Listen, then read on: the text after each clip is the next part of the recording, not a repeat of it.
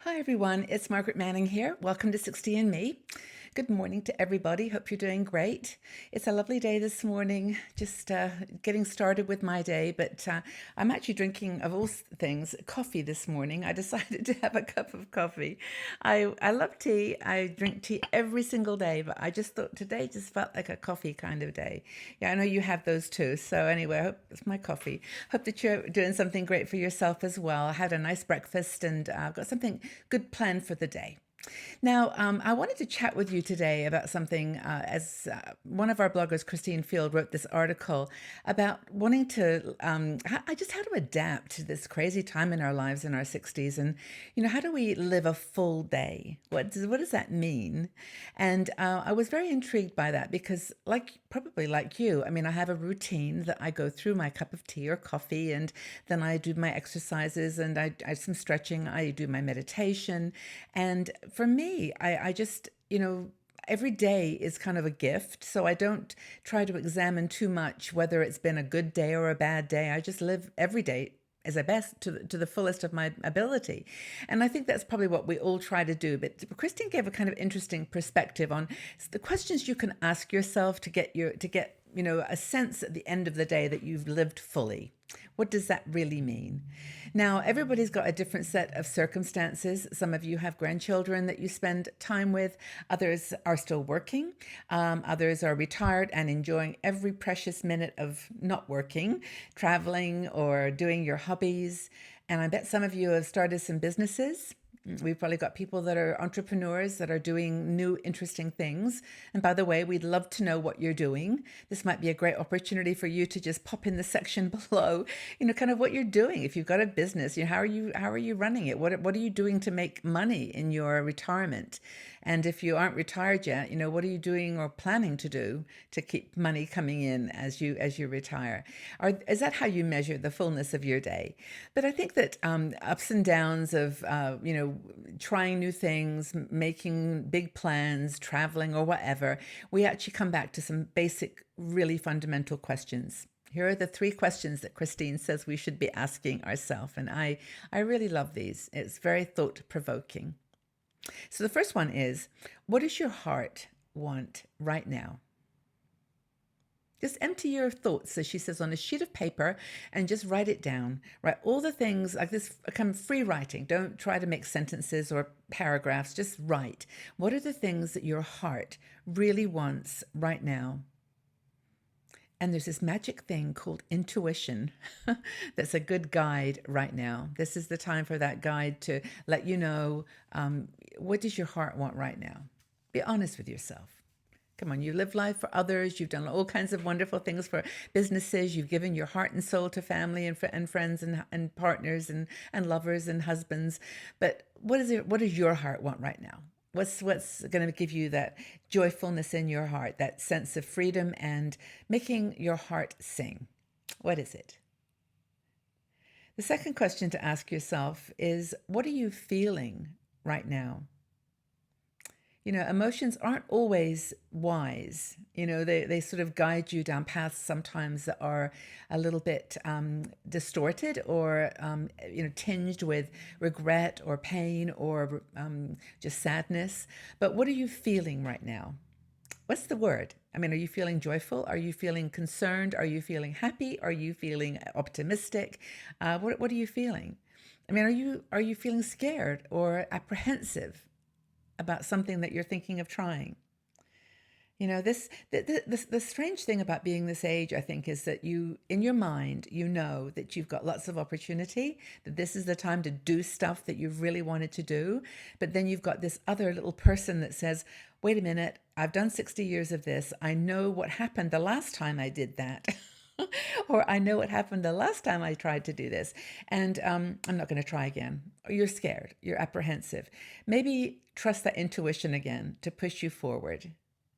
Maybe you have some techniques that you use for getting those questions out into the open and asking, or at least describing, how you are feeling right now. So what does your heart want and what are you feeling? And then I think that the next thing that Christine mentions, which I think is really powerful, is that what if it's different than I imagined? What if life is completely different than you thought it would be? I can hands up say that there's probably, well, I don't even know what did turn out exactly as I thought it would, because everything along my life, probably like you, took a different road than I thought. And I don't know how I thought I could ever predict or I could, choreograph the story of my life. I should have, I don't know what gives us the optimism when in our 20s that somehow this is going to happen exactly the way that I plan it, but it doesn't. And things are different sometimes than we thought. And sometimes that can be hard, especially if you've come from a family or from a background where it was expected that things would go this one other way, and then you changed or you didn't follow that path, or your children didn't. You might have had children that you thought were going to go one direction and they've just gone completely the other. So it's really, life's imperfections can really hit us hard sometimes, and it's really difficult to be at peace with imperfection. But that's what we have to do. And I think that Christine's point here is that, rather than just getting really sad and remorseful about it, that we say, gosh, how the heck did that happen? That was so interesting how that happened. And just don't get depressed. Just say, that was a wild journey. That was so interesting how that came about. Now, I'm not trivializing things that happened that were sad, things that happened that were so out of the expected that you just are still recovering. Trust me. I mean, whenever I say these things, I suddenly start thinking of all the people that are dealing with truly difficult situations, and, things didn't turn out in the way they wanted, and that's not a good thing. I really get it. So I'm not trying to be, flippant about it, but I guess I'm trying to say, you are wise and you are wonderful and you're going to be okay. And that's in fact one of the things I love about our 60andMe community, is that we've got a world here where we can talk to each other. Now, social media isn't always the best way to talk. And so that's why we started our Patreon community, patreon.com/60andme, which is a more private place where we can have a conversation and just talk to each other in a deeper personal way. But we do still use our Facebook, and our website is the place to go for comments. We have articles there, maybe 5 or 6 a day, and people are leaving incredible comments there. 50, 60, 100 comments on a topic. And I encourage you to do that, because there's no other way that you're going to reach out to people except by reaching out. And people do need your support. So that's an important thing to remind you. Go up to 60andme.com. Our website has got tons of good information out there. And I think that can help you to understand the things that are limiting you.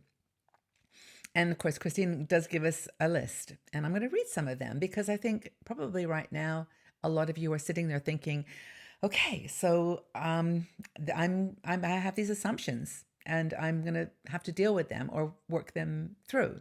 First one is, I'm too old. I'm too old for this. I'm not good enough. My marriage won't survive the change that I want to make. I don't have what it takes. I don't have the skills. I don't have anything to offer. I'm adding no value to the world. I'm too tired. Do any of these things resonate with you? Well, if they did, and they are resonating, don't let them hold you back. Let them go, and know that you've done a lot in your life. You've built incredible wisdom and strength. You don't see it maybe because you're not letting it out, but and I know that you're strong, and I know that you can do this. So you've got a lot to give. You've done a lot. Be brave. And I'd like to just thank Christine for this article. It really made me think about a lot of things. I hear myself even saying sometimes some of those things, like I don't have the necessary skills. I say that all the time, and then I say, oh, good. I'll go to YouTube and I'll learn. I'll learn how to do that, because now there's no excuse. Everything in the world is doable if you follow the instructions online. But anyway, I do hope this has been helpful. Do you doubt your course in life at this stage? Have you ever imagined that this is what life would be like in your 60s? If not, what did you imagine? You're really interested to get your conversation going, get your thoughts. So did you ever, has life turned out the way that you expected it to? And if not, what did you expect it would be like? Leave your comments in the section below. Let's have a chat with each other and give some virtual hugs. This might be a tough one, but know that you're cared for and loved and that I appreciate every one of you. Take very good care. Have a super day, and we'll talk again soon. Bye for now.